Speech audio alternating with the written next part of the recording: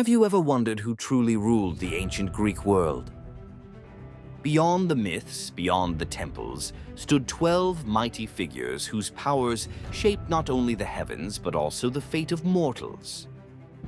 In this episode, we journey into the heart of Mount Olympus to uncover the divine forces behind agriculture, family, madness, joy, and cosmic order.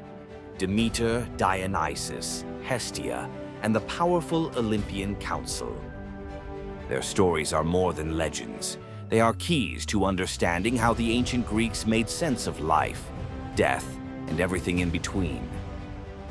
What secret rituals did Demeter's followers believe could unlock the promise of life after death? And how did Dionysus, god of wine and revelry, become a symbol of both divine ecstasy and terrifying chaos? If you're passionate about uncovering the ancient truths hidden in myth, subscribe to our channel, Best of History and Mythology. Leave a like and ring the bell so you never miss a new dive into history and mythology. Demeter, the nurturing goddess of the harvest, was a central figure in Greek mythology, governing agriculture, fertility, and the cycle of life and death. As one of the 12 Olympian gods, she was responsible for ensuring the growth of crops and the fertility of the earth, making her one of the most important deities in the lives of the ancient Greeks. Her power over the seasons and her connection to the land were essential to the survival of both mortals and gods. Demeter's most famous myth is her deep bond with her daughter, Persephone, and the story of her abduction by Hades, the god of the underworld. When Persephone was taken by Hades to become his queen, Demeter's grief was so immense that she neglected her duties, causing the earth to become barren. This led to the creation of the seasons in Greek mythology. As Demeter mourned her daughter's absence during the months Persephone spent in the underworld, winter descended upon the world. When Persephone returned, Demeter's joy brought spring and the renewal of life, symbolizing the cycle of growth, death, and rebirth. In Greek culture, Demeter was worshipped as a protector of farmers and a bringer of abundance. Her festivals, particularly the Eleusinian mysteries, were celebrated in honor of the harvest and the promise of life after death, offering initiates a glimpse into the sacred mysteries of the earth's fertility. These rituals were among the most important in the ancient world, reflecting the goddess's vital role in the agricultural cycles that sustained civilization. Demeter's influence extended beyond agriculture. She was also a goddess of motherhood and family, embodying the nurturing aspects of life. Her fierce love for Persephone made her both a protector and a symbol of the powerful bond between mother and child. Her sorrow during Persephone's absence illustrated the deep emotional toll that loss and separation could have, even among the gods of Olympus. The story of Demeter and Persephone also reflects the balance between life and death, as well as the changing of the seasons, which was a crucial part of Greek mythology stories. This myth explained the natural order of the world, as Demeter's grief and joy directly influenced the environment, showing the interconnectedness between the gods, the earth, and humanity. Demeter's control over the harvest made her one of the most revered Greek goddesses, as her favor ensured prosperity and growth for those who worshipped her.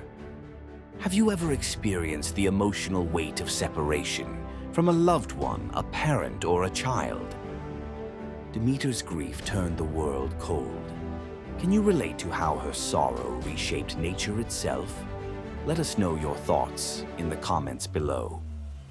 Dionysus, the vibrant god of wine and revelry, stood apart from many other Greek gods with his dual nature as both a bringer of joy and a force of madness. As the son of Zeus and the mortal Semele, Dionysus was the only Olympian born from a human mother, which made him a unique figure in Greek mythology.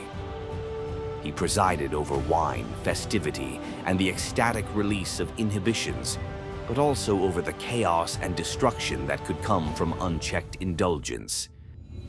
One of Dionysus's primary associations was with the grapevine and wine, which were symbolic of both pleasure and transformation. The Greeks revered him not only for the joy and creativity that wine could inspire, but also for the way it could lead to a loss of control. This balance between ecstasy and chaos was a core aspect of Dionysus's identity, as he was often depicted leading wild and frenzied festivals known as Bacchanalia. These celebrations, named after his Roman counterpart Bacchus, were infamous for their unrestrained revelry and connection to nature's untamed spirit. Dionysus's followers, known as Maenads, wild women, and satyrs, half-human, half-goat creatures, embodied the liberation from societal norms that the god encouraged. The Greek mythology stories of Dionysus are filled with moments where his presence brings both joy and destruction. One such story tells of King Pentheus of Thebes, who refused to acknowledge Dionysus's divinity. In a fit of rage, Dionysus drove Pentheus's own mother and the women of Thebes into a frenzy, leading to Pentheus's violent demise. Though he was the god of wine, Dionysus also had a strong connection to theater and the arts. The ancient Greek culture celebrated him through the Dionysia, a festival dedicated to the god that featured performances of plays and dramatic competitions. This festival helped to inspire the flourishing of Greek drama, with playwrights like Aeschylus, Sophocles, and Euripides creating works that explored human nature, often with Dionysian themes of passion, tragedy, and transformation. Despite his association with pleasure and indulgence, Dionysus was also a god of rebirth and renewal. As the god who could transcend life and death, he offered his followers the hope of resurrection, much like the cyclical nature of the vine that dies and is reborn each year. This aspect of Dionysus further solidified his importance in Greek mythology, explained as a deity who could bring both life and chaos, reflecting the complex and unpredictable forces of nature itself. Dionysus's role as a liberator of the human spirit made him one of the most fascinating and multifaceted Greek gods, embodying both the joy of life's pleasures and the dangers of losing oneself to excess. His influence over the arts, particularly theater, along with his connection to wine and festivity, made him an essential figure in the religious and cultural fabric of ancient Greece. You're watching Best of History and Mythology, where the legends of the past come alive. If you're enjoying this journey through the Olympian pantheon, don't forget to subscribe, like, and turn on the bell icon to stay connected with our next powerful episodes. Hestia, the gentle and revered goddess of the hearth, held a quiet but essential role among the gods of Olympus in Greek mythology. As the eldest daughter of Cronus and Rhea, and the sister of Zeus, Poseidon, and Hades, Hestia chose a life of peace and stability, focusing on maintaining the warmth and harmony of both the divine and mortal homes. She governed the hearth, the symbolic center of family life, making her the protector of domesticity, family, and community. While other Greek gods were often embroiled in dramatic conflicts and personal ambitions, Hestia remained steadfast and serene. She was unique among the Olympian gods for her commitment to peace, refusing to participate in the power struggles that defined much of Greek mythology. This dedication to tranquility is reflected in her decision to remain a virgin goddess, much like Athena and Artemis, avoiding the entanglements of marriage and love. Instead, she focused on ensuring the stability of households and temples, where the hearth fire was kept burning in her honor. In ancient Greek culture, Hestia's presence was felt in every home and city-state. Her sacred fire burned in the heart of the city, symbolizing unity and continuity. The flame of the hearth was central to daily life, representing both the physical warmth it provided and the emotional bonds that it nurtured. Hestia's role as the keeper of the fire extended to public spaces as well, where her presence was invoked at the start of important civic events and religious ceremonies. Despite her lack of dramatic myths or conflicts, Hestia's influence in Greek mythology stories was profound. She embodied the values of stability, hospitality, and generosity. It was said that any traveler or stranger could find refuge by the hearth, as it was a sacred space protected by Hestia's watchful care. Her modest nature and her focus on the well-being of others made her a revered and beloved goddess, both in the mortal world and among the gods of Olympus. Though she was often overshadowed by more prominent deities like Zeus and Athena, Hestia's importance as the guardian of the home and hearth ensured her a place of honor in both domestic and public worship. Her consistent, nurturing presence in mythology explained why she remained one of the most trusted and reliable deities in the pantheon, symbolizing the enduring values of family, hospitality, and community that were central to Greek culture. In today's fast-paced world, how important is the concept of home and emotional stability to you? Hestia was the flame that held society together. Do you think we still value those quiet forces today? Share your reflections in the comments. Your voice matters. The Olympian Council, made up of the 12 most powerful Greek gods and goddesses, served as the governing body of Mount Olympus in Greek mythology.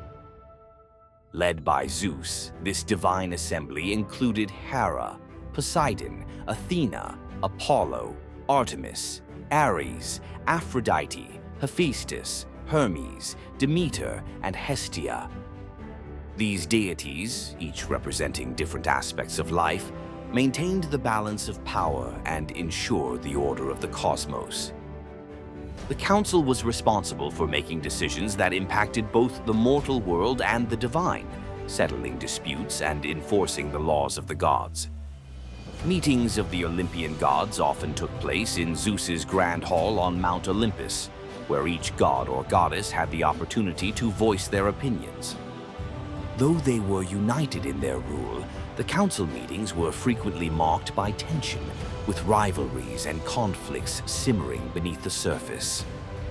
Zeus, as king of the gods, was the ultimate authority, yet even his decisions could be challenged by strong-willed figures like Hera or Athena. These internal power struggles among the gods highlighted their complex relationships, reflecting both divine cooperation and discord. One of the key functions of the Olympian Council was to intervene in human affairs, as seen in many Greek mythology stories. Whether deciding the outcome of wars or punishing mortals who defied the gods, the Council's influence was vast. For example, during the Trojan War, the gods took sides, and their involvement often altered the course of battles. Ares and Aphrodite favored the Trojans, while Hera, Athena, and Poseidon supported the Greeks.